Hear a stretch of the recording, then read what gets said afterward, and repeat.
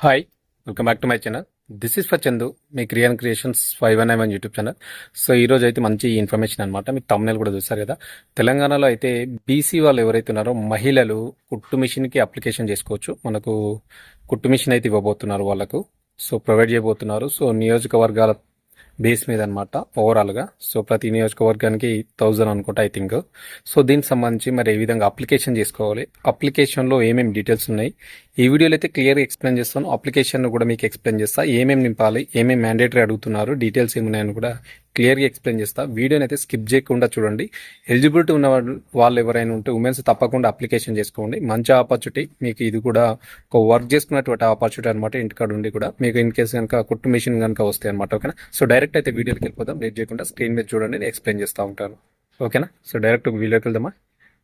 High, చూద్దాం మరి. Direct అయితే వీడియోకి వచ్చేసినాక ఎక్స్ప్లెయిన్ చేస్తాను నేను. చూడొచ్చు, మనకు Telangana BC cooperative finance corporation ఇంటికి ఇందిరమ్మ కుట్టు మిషన్ అప్లికేషన్ ఫామ్ అనమాట. సో ఈ విధంగా ఫిల్ చేయాలి, డీటెయిల్స్ చూద్దాం.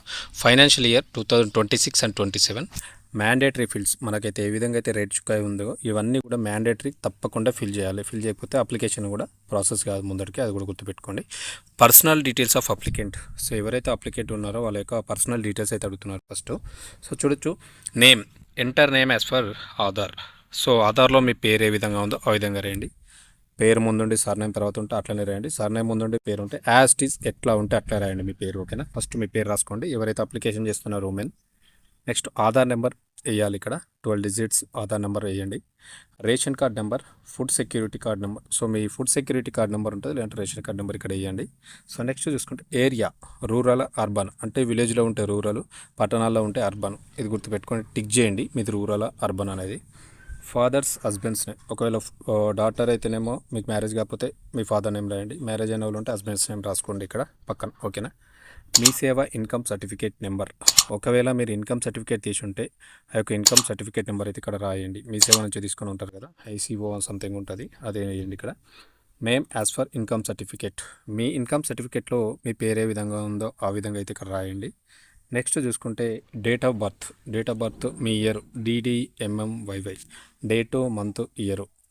ఫర్ ఎగ్జాంపుల్ 05/09/1989 ఈ విధంగా రాదు. 5/8/1990 ఇట్లా రాదు. 0 కూడా పెట్టండి, 2 digits లేకపోతే. ఓకేనా.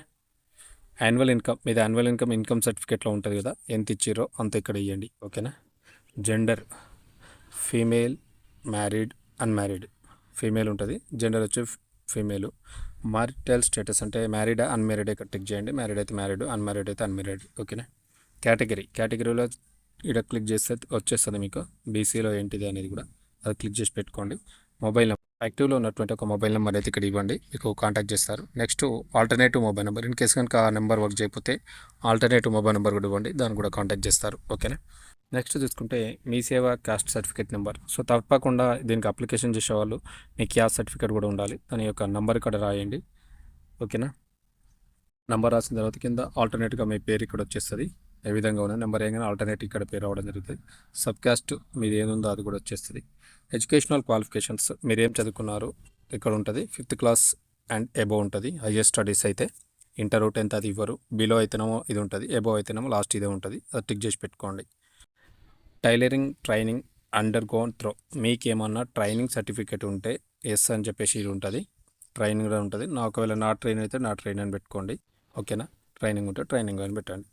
నెక్స్ట్ చూసుకుంటే డిస్టిక్, మీది ఏ జిల్లానో ఇక్కడ క్లిక్ చేసి పెట్టుకోండి.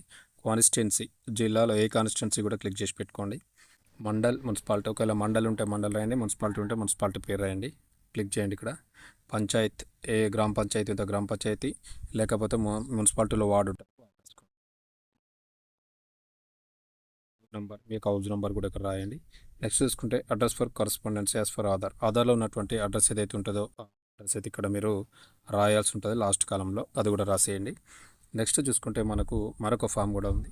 సో మీ యొక్క అడ్రస్ కంప్లీట్ అయిపోయిన తర్వాత కిందికి వస్తే ఇక్కడ చూడొచ్చు, మనకు అటాచ్మెంట్స్ అడుగుతున్నారు.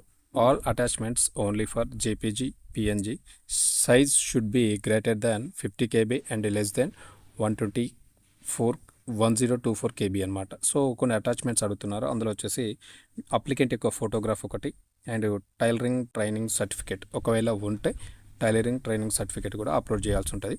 సో ఈ ఫోటోలు అనేది మీకు ఎట్లా ఉండాలంటే జేపీజీ లేదంటే పిఎన్జీ ఈ యొక్క సైజులో ఉండాలి. జేపీజీ మోడల్ అంటే పిఎన్జీలో ఉండాలి. సైజు ఆ యొక్క ఫోటో సైజు మనకి ఎంత ఉండాలంటే 50 KB కంటే ఎక్కువ ఉండాలి. 1024 KB కంటే తక్కువ ఉండాలి. సో ఈ యొక్క రేంజ్లో మీ ఫోటో ఉండాలి. దాన్ని పీడిఎఫ్లో జేపీజీలో చేసుకొని ఇక్కడ అప్లోడ్ చేయండి. ఫస్ట్ అయితే ఫోటోగ్రాఫ్ మస్ట్. అప్లికెంట్ ఇది ఫోటోగ్రాఫ్ అప్లోడ్ చేసిన తర్వాత కింద టైలరింగ్ సర్టిఫికేట్ మీకు ఉంటే అప్లోడ్ చేయండి, లేకపోతే వదిలేసేయండి. ఓకేనా, అది గుర్తుపెట్టుకోండి. అది ఇచ్చిన తర్వాత కింద సెల్ఫ్ డిక్లరేషన్ అని ఒక బాక్స్ ఉంది, టిక్ చేయండి. The above details provided are correct and if any information is incorrect, I am liable for further action as per rules. So ఇక్కడ నేను ఇచ్చినటువంటి ఇన్ఫర్మేషన్ అన్ని కరెక్ట్. ఒకవేళ తప్పు అయితే ఫర్దర్గా మీరు తీసుకున్నటువంటి యాక్షన్కి నేను చెప్పేసి నేను ఎలిజిబుల్ అని చెప్పేసి మనం ఒక ఇక్కడ బాక్స్లో టిక్ చేసి డిక్లరేషన్ ఇచ్చి రివ్యూ చెక్ చేసుకొని ఫైనల్గా సబ్మిట్ చేయండి. సబ్మిట్ చేసిన తర్వాత ఒక ఫామ్ వస్తుంది, ఒక నెంబర్ వస్తుంది.